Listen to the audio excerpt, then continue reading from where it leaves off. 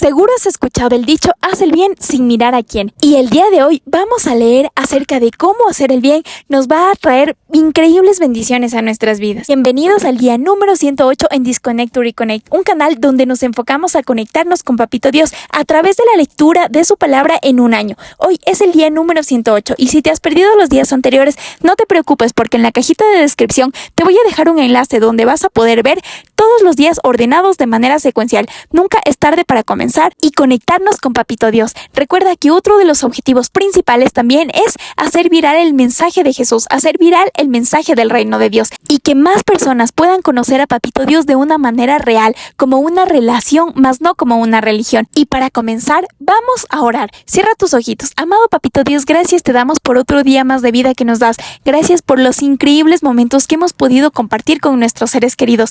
Gracias porque siempre nos estás cuidando, nos estás bendiciendo y nos estás protegiendo de todo mal y peligro, Señor. Gracias porque aún sin darnos cuenta, tu presencia nos acompaña a diario, Señor. Gracias por las increíbles bendiciones que nos das. Te pedimos que nos ayudes a conocer más de ti, más de tu palabra y a poder comprender cómo tú quieres que actuemos, Señor. Ayúdanos a ser mejores para ti, para tu gloria y ayúdanos a ser distintos de cómo el mundo nos dice que seamos, Señor. Queremos ser agradables a ti, agradables a tus ojos y conforme a tu palabra. Ayúdanos a siempre ir mejorando para que tú estés contento con cada uno de nosotros. Gracias te damos por absolutamente todo. En el nombre de tu amado Hijo Jesús. Amén. ¿Sabías que la Biblia es el libro más resaltado y subrayado de la historia? Te cuento por qué. Esto se refiere a la gran cantidad de anotaciones, comentarios y reflexiones que los lectores han hecho a lo largo de la historia sobre este libro sagrado. La Biblia ha sido objeto de estudio y meditación por parte de personas de todas las culturas y religiones, lo que ha llevado a una gran cantidad de anotaciones y subrayados en sus páginas. Esta curiosidad se puede relacionar con la importancia que la Biblia tiene en la vida de muchos creyentes, ya que es considerada la palabra de Dios y una guía para la fe y la conducta. La Biblia ha sido traducida a más de 2.500 idiomas y ha sido estudiada por millones de personas en todo el mundo, lo que ha llevado a una gran cantidad de anotaciones y comentarios sobre sus páginas. Y todo esto es un testimonio de importancia y relevancia en la vida de muchas personas que somos creyentes. ¿Y tú, cuántas anotaciones y subrayados tienes en tu Biblia? Esta es una curiosidad que me pareció súper chévere. Si tú pudieras ver mi Biblia, vieras que todita está subrayada, resaltada, escrita, ya que cada día Dios nos habla algo nuevo y vamos a subrayar algo nuevo o vamos a tener un comentario nuevo. Hoy comenzamos un nuevo libro y es el libro de Deuteronomio, por eso quiero contarte un poquito de qué trata este libro. Este libro es el quinto de la Biblia hebrea y el quinto libro del Antiguo Testamento. Su título en hebreo es Devarim, que significa palabras. Este libro es una recapitulación de los sermones que Moisés dio a los israelitas antes de que entraran en la tierra prometida. En Deuteronomio, Moisés repasa la historia de Israel desde la salida de Egipto hasta ese momento, recordando los pactos y las leyes que Dios les dio. También reitera la importancia de la obediencia a Dios y las consecuencias de la desobediencia. El libro incluye una serie de sermones que Moisés dio a los israelitas en los que les recordó la promesa de Dios de darles la tierra prometida si cumplían con los mandamientos. Deuteronomio capítulo 1. Moisés ordena salir de Horeb. Estas son las palabras que Moisés dirigió a todo Israel en el desierto al este del Jordán, es decir, en el Arabá, frente a Suf, entre las regiones de Parán y de Tofel, Labán, Hazerot y Dizahab, por la ruta del monte Seir. Hay 11 días de camino entre Horeb y Cades Barnea. El día primero del mes 11 del año 40, Moisés declaró a los israelitas todo lo que el Señor había ordenado por medio de él. Poco antes, Moisés había derrotado a Sihón, rey de los amorreos, que reinaba en Hesbón, y a Og, rey de Basán, que reinaba en Astarot y en Edrei. Moisés comenzó a explicar esta ley cuando todavía estaban los israelitas en el país de Moab, al este del Jordán. Les dijo: cuando estábamos en Horeb, el Señor nuestro Dios nos ordenó: ustedes han permanecido ya demasiado tiempo en este monte, pónganse en marcha y diríjanse a la región montañosa de los amorreos y a todas las zonas vecinas, el Arabá, las montañas, las llanuras occidentales, el Negev y la costa hasta la tierra de los cananeos, el Líbano y el gran río Éufrates. Yo les he entregado esta tierra. Adelante, tomen posesión de ella. El Señor juró que se la daría a los antepasados de ustedes, es decir, a Abraham, Isaac y Jacob, y a sus descendientes, nombramientos de jefes. En aquel tiempo les dije, yo solo no puedo con todos ustedes. El Señor su Dios los ha hecho tan numerosos que hoy ustedes son tantos como las estrellas del cielo. Que el Señor, el Dios de sus antepasados, los multiplique 1000 veces más y los bendiga tal como lo prometió. ¿Cómo puedo seguir ocupándome yo solo de todos los problemas, las cargas y los pleitos de ustedes? Designen de cada una de sus tribus a hombres sabios, inteligentes y experimentados para que sean sus jefes. Ustedes me respondieron, tu plan de acción nos parece excelente, así que tomé a los líderes de sus tribus, hombres sabios y experimentados, y les di autoridad sobre ustedes. Los puse como oficiales de 1000, 100, 50 y 10 personas, además de ponerlos como oficiales de las tribus. Además, en aquel tiempo, di a sus jueces la siguiente orden. Atiendan todos los litigios entre sus hermanos y juzguen con imparcialidad, tanto a los israelitas como a los extranjeros. No sean parciales en el juicio. Consideren de igual manera la causa de los débiles y la de los poderosos. No se dejen intimidar por nadie, porque el juicio es de Dios. Los casos que no sean capaces de resolver, tráiganmelos, que yo los atenderé. Fue en aquel tiempo cuando yo ordené todo lo que ustedes debían hacer. Misión de los espías. Obedecimos al Señor nuestro Dios y salimos de Horeb rumbo a la región montañosa de los amorreos. Cruzamos todo aquel inmenso y terrible desierto que ustedes han visto, y así llegamos a Cades Barnea. Entonces les dije, han llegado a la región montañosa de los amorreos, la cual el Señor nuestro Dios nos da. Miren, el Señor su Dios les ha entregado la tierra. Suban y tomen posesión de ella, como les dijo el Señor, el Dios de sus antepasados. No tengan miedo ni se desanimen. Pero todos ustedes vinieron a decirme, enviemos antes a algunos de los nuestros para que exploren la tierra y nos traigan un informe de la ruta que debemos seguir y de las ciudades en las que podremos entrar. Su propuesta me pareció buena, así que escogí a 12 de ustedes, uno por cada tribu. Los 12 salieron en dirección a la región montañosa, llegaron al valle de Escol y lo exploraron. Tomaron consigo algunos de los frutos de la tierra, los trajeron y nos informaron lo buena que es la tierra que nos da el Señor nuestro Dios. Rebelión contra el Señor. Sin embargo, ustedes se negaron a subir y se rebelaron contra la orden del Señor su Dios. Se pusieron a murmurar en sus tiendas de campaña y dijeron, el Señor nos aborrece, nos hizo salir de Egipto para entregarnos a los amorreos y destruirnos. ¿A dónde iremos? Nuestros hermanos nos han llenado de miedo, pues nos informan que la gente de allá es más fuerte y más alta que nosotros, y que las ciudades son grandes y tienen muros que llegan hasta el cielo. Para colmo, nos dicen que allí vieron anaquitas. Entonces respondí, no se asusten ni les tengan miedo, el Señor su Dios marcha al frente y peleará por ustedes, como vieron que lo hizo en Egipto y en el desierto. Por todo el camino que han recorrido hasta llegar a este lugar, ustedes han visto cómo el Señor su Dios los ha guiado, como lo hace un padre con su hijo. A pesar de eso, ninguno de ustedes confió en el Señor su Dios, que se adelantaba a ustedes para buscarles dónde acampar. De noche lo hacía con fuego, para que vieran el camino a seguir, y de día los acompañaba con una nube. Cuando el Señor oyó lo que ustedes dijeron, se enojó e hizo este juramento. Ni un solo hombre de esta generación perversa verá la buena tierra que juré dar a sus antepasados. Solo la verá Caleb, hijo de Jefoné. A él y a sus descendientes daré la tierra que han tocado sus pies, porque fue fiel al Señor. Por causa de ustedes, el Señor se enojó también conmigo y me dijo, tampoco tú entrarás en esta tierra. ¿Quién sí entrará? Es tu asistente Josué, hijo de Nun. Infúndele ánimo, pues él hará que Israel posea la tierra. En cuanto a sus hijos pequeños que todavía no saben distinguir entre el bien y el mal, y de quienes ustedes pensaron que servirían de botín, ellos sí entrarán en la tierra y la poseerán, porque yo se la he dado. Y ahora regresen al desierto, sigan la ruta del Mar Rojo. Ustedes me respondieron, hemos pecado contra el Señor, pero iremos y pelearemos como el Señor nuestro Dios nos lo ha ordenado. Así que cada uno de ustedes se equipó para la guerra, pensando que era fácil subir a la región montañosa.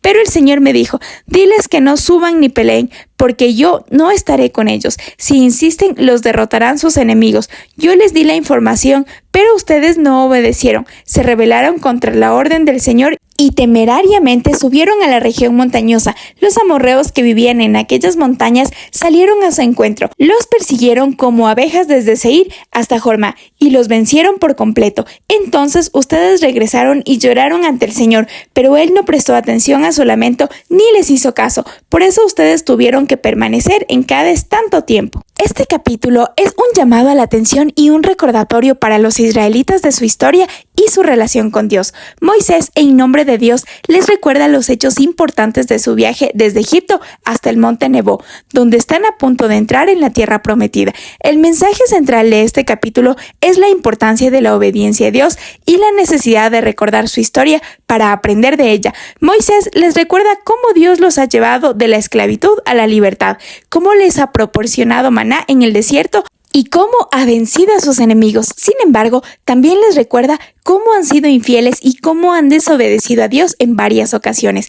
Este capítulo nos enseña que la obediencia a Dios es fundamental para nuestra relación con Él. Debemos recordar nuestra historia con Dios, aprender de nuestros errores y seguir su guía. También nos enseña que la obediencia no es solo una cuestión de seguir reglas, sino de amar y temer a Dios. En cada una de nuestras vidas nosotros debemos aplicar este mensaje. Debemos obedecer lo que Papito Dios nos dice y reconocer cuánto Él nos ha ayudado. También les invito a que podamos recordar cada una de nuestras propias experiencias con Dios y aprender de nuestros errores. Podemos reflexionar sobre cómo Dios nos ha llevado desde un lugar de oscuridad a una situación de luz y cómo ha proporcionado para cada uno de nosotros en momentos de necesidad cosas increíbles. También podemos recordar nuestros momentos de desobediencia y aprender a temer y amar a Dios más, a ver cómo a pesar de nuestra desobediencia, Dios ha seguido siendo fiel.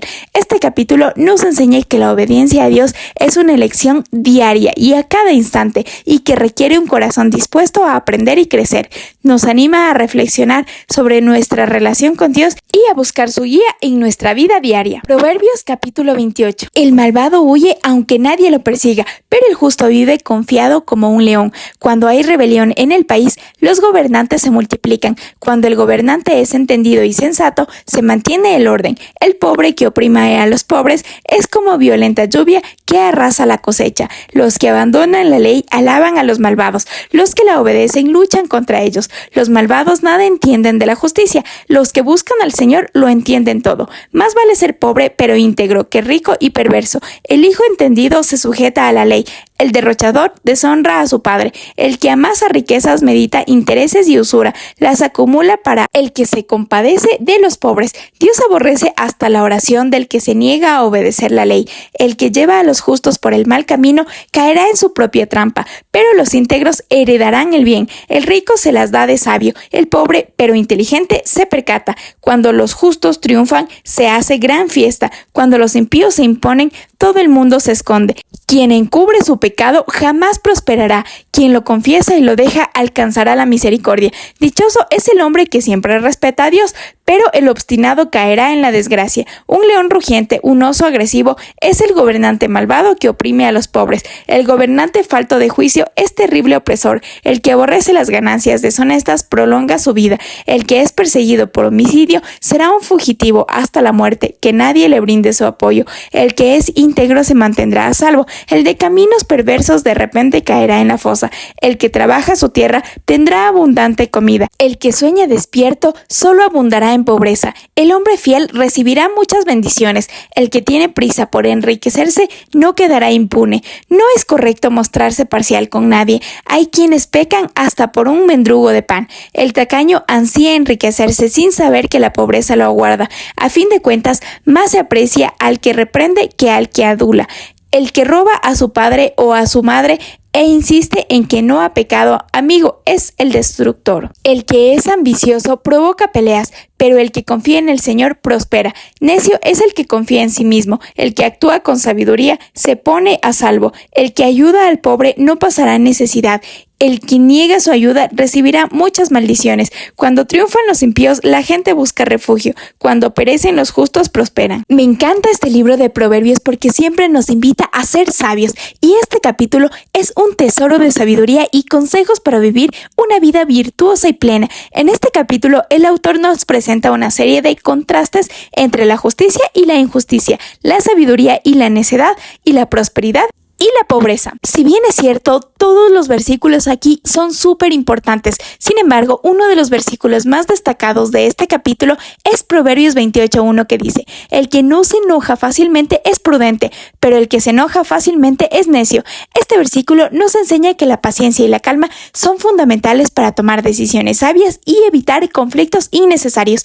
Otro versículo que llama la atención es Proverbios 28:20, que dice: el que sigue el consejo de sabios se alegrará, pero el que se atiene a la necedad se confundirá. Este versículo nos enseña que buscar el consejo de personas sabias y experimentadas es fundamental para tomar decisiones sabias y evitar errores. Debemos invitarle siempre a Dios y a su Espíritu a nuestra vida para poder tener sabiduría y tomar las mejores decisiones. Recordemos que la sabiduría viene de leer la palabra de Dios, viene del temor a Dios y de obedecerlo. En resumen, este capítulo nos enseña que la justicia, la sabiduría, la paciencia y el consejo son fundamentales para una vida exitosa y plena. Te animo a que vuelvas a leer los capítulos y los versículos de Proverbios, ya que van a llenar mucho tu vida, mucho tu corazón, y van a darte indicaciones precisas y claras de cómo debes actuar y cómo no debes de actuar para tener una vida increíble, la vida que Dios quiere que tú tengas. Juan capítulo 11, muerte de Lázaro. Había un hombre enfermo llamado Lázaro, que era de Betania, el pueblo de María y su hermana Marta. María era la misma que ungió con perfume al Señor y le secó los pies con sus cabellos. Las dos hermanas mandaron a decirle a Jesús: Señor, tu amigo querido está enfermo. Cuando Jesús oyó esto, dijo: esta enfermedad no terminará en muerte, sino que es para la gloria de Dios, para que por ella el Hijo de Dios sea glorificado. Jesús amaba a Marta, a su hermana y a Lázaro. A pesar de eso, cuando oyó que Lázaro estaba enfermo, se quedó 2 días más donde se encontraba. Después dijo a sus discípulos: volvamos a Judea. Rabí, objetaron ellos, hace muy poco los judíos intentaron apedrearte y todavía quieres volver allá. ¿Acaso el día no tiene 12 horas? Respondió Jesús. El que anda de día no tropieza, porque tiene la luz de este mundo, pero el que anda de noche sí tropieza, porque no tiene luz. Dicho esto, añadió: nuestro amigo Lázaro duerme, pero voy a despertarlo. Señor, respondieron sus discípulos, si duerme es que va a recuperarse. Jesús hablaba de la muerte de Lázaro, pero sus discípulos pensaron que se refería al sueño natural. Por eso les dijo claramente: Lázaro ha muerto, y por causa de ustedes me alegro de no haber estado allí para que crean, pero vamos a verlo. Entonces Tomás, apodado el gemelo, dijo a los otros discípulos: vayamos también nosotros para morir con él. Jesús consuela a las hermanas de Lázaro. A su llegada, Jesús se encontró con que Lázaro llevaba ya 4 días en el sepulcro. Betania estaba cerca de Jerusalén, como a 3 kilómetros de distancia, y muchos judíos habían ido a casa de Marta y de María a darles el pésame por la muerte de su hermano. Cuando Marta supo que Jesús llegaba, fue a su encuentro, pero María se quedó en la casa. Señor, dijo Marta a Jesús, si hubieras estado aquí, mi hermano no habría muerto, pero yo sé que aún ahora Dios te dará todo lo que le pidas. Tu hermano resucitará, le dijo Jesús. Yo sé que resucitará en la resurrección, en el día final, respondió Marta. Entonces Jesús dijo: yo soy la resurrección y la vida. El que cree en mí vivirá aunque muera, y todo el que vive y cree en mí no morirá jamás. ¿Crees esto? Marta dijo: sí, Señor, yo creo que tú eres el Cristo, el Hijo de Dios, el que había de venir al mundo. Dicho esto, Marta regresó a la casa y llamando a su hermana María, le dijo en privado: el maestro está aquí y te llama. Cuando María oyó esto, se levantó rápidamente y fue a su encuentro. Jesús aún no había entrado en el pueblo, sino que todavía estaba en el lugar donde Marta se había encontrado con él. Los judíos que habían estado con María en la casa dándole el pésame, al ver que se había levantado y había salido deprisa, la siguieron, pensando que iban al sepulcro a llorar. Cuando María llegó a donde estaba Jesús y lo vio, se arrojó a sus pies y dijo: Señor, si hubieras estado aquí, mi hermano no habría muerto. Al ver llorar a María y a los judíos que la habían acompañado, Jesús se turbó y se conmovió profundamente. ¿Dónde lo han puesto?, preguntó. Ven a verlo, Señor, le respondieron. Jesús lloró. Miren cuánto lo quería, dijeron los judíos, pero algunos de ellos comentaban: este que le abrió los ojos al ciego, ¿no podría haber impedido que Lázaro muriera? Jesús resucita a Lázaro. Conmovido una vez más, Jesús se acercó al sepulcro. Era una cueva cuya entrada estaba tapada con una piedra. «Quiten la piedra», ordenó Jesús. Marta, la hermana del difunto, objetó: «Señor, ya debe oler mal, pues lleva 4 días allí». «¿No te dije que si crees verás la gloria de Dios?», le contestó Jesús. Entonces quitaron la piedra. Jesús, alzando la vista, dijo: «Padre, te doy gracias porque me has escuchado. Ya sabía yo que siempre me escuchas, pero lo dije por la gente que está aquí presente, para que crean que tú me enviaste». Dicho esto, gritó con fuerza: «Lázaro, sal fuera». El muerto salió con vendas en las manos y en los pies y el rostro cubierto con un sudario. «Quítenle las vendas y dejen que se vaya», dijo Jesús. La conspiración para matar a Jesús. Muchos de los judíos que habían ido a ver a María y que habían presenciado lo hecho por Jesús creyeron en él, pero algunos de ellos fueron a ver a los fariseos y les contaron lo que Jesús había hecho. Entonces los jefes de los sacerdotes y los fariseos convocaron una reunión del consejo. «¿Qué vamos a hacer?», dijeron. «Este hombre está haciendo muchas señales. Si lo dejamos seguir así, todos van a creer en él. Entonces vendrán los romanos y acabarán con nuestro lugar sagrado, incluso con nuestra nación». Uno de ellos, llamado Caifás, que ese año era el sumo sacerdote, les dijo: «Ustedes no saben nada en absoluto. No entienden que les conviene más que muera un solo hombre por el pueblo y no que perezca toda la nación». Pero esto no lo dijo por su propia cuenta, sino que como era sumo sacerdote, ese año profetizó que Jesús moriría por la nación judía, y no solo por esa nación, también por los hijos de Dios que estaban dispersos, para congregarlos y unificarlos. Así que desde ese día convinieron en quitarle la vida. Por eso Jesús ya no andaba en público entre los judíos, se retiró más bien a una región cercana al desierto, a un pueblo llamado Efraín, donde se quedó con sus discípulos. Faltaba poco para la Pascua judía, así que muchos subieron del campo a Jerusalén para su purificación ceremonial antes de la Pascua. Andaban buscando a Jesús y mientras estaban en el templo comentaban entre sí: «¿Qué les parece? ¿Acaso no vendrá a la fiesta?». Por su parte, los jefes de los sacerdotes y los fariseos habían dado la orden de que si alguien llegaba a saber dónde estaba Jesús, debía denunciarlo para que lo arrestaran. Este capítulo de Juan es un episodio emocionante que nos muestra la fe y el amor de Jesús hacia sus amigos y discípulos. La historia comienza con la noticia de que María y Marta, 2 amigas de Jesús, han perdido a su hermano Lázaro. Marta y María están devastadas por la muerte de su hermano y Jesús, que está en Jerusalén, decide viajar a Betania para consolarlas. Cuando Jesús llega, Marta y María están emocionadas de verlo, pero Jesús se dirige directamente al sepulcro de Lázaro. Jesús ordena que quiten la piedra que cubre la tumba y llama a Lázaro con un grito fuerte. Lázaro sale del sepulcro y Jesús le ordena que se levante y camine. Lázaro obedece y Jesús le dice que vaya a la casa de sus padres. Este episodio nos muestra la fe y el amor de Jesús hacia sus amigos y discípulos. Jesús no solo cura a los enfermos, sino que también resucita a los muertos. Esto nos muestra que Jesús tiene el poder sobre la vida y la muerte. El mensaje central de este capítulo es que Jesús es el Mesías, es el Salvador, es nuestro Salvador que ha venido a dar vida a los muertos. Jesús no solo es el Maestro o un profeta, sino que es el Dios que ha venido para salvar a los humanos. En cada una de nuestras vidas, nosotros podemos aplicar este mensaje al recordar que Jesús es nuestro Salvador y que tiene el poder sobre nuestras vidas. Podemos confiar en Él para que nos dé vida y que nos ayude a superar los desafíos que enfrentamos. También podemos recordar que Jesús es nuestro amigo, nuestro mejor amigo, y que siempre está dispuesto a ayudarnos en momentos de necesidad. En este capítulo también podemos tener muchas enseñanzas increíbles acerca de la fe y que debemos confiar en Jesús y en su poder. Podemos aplicar esta lección al recordar que Jesús es nuestro Dios y que tiene el poder sobre nuestra vida. Podemos confiar en Él para que nos dé una vida increíble y que nos ayude a superar los desafíos que enfrentamos. Pongamos nuestros problemas, nuestras cargas en las manos de Dios y vamos a ver cómo lo imposible se vuelve posible. Si te pones a pensar y analizar, era imposible que alguien resucite. Y Jesús fue a la casa de Marta y María e hizo posible lo imposible. Para Dios no hay nada imposible. Solamente tenemos que confiar con todo nuestro corazón y creer en Él.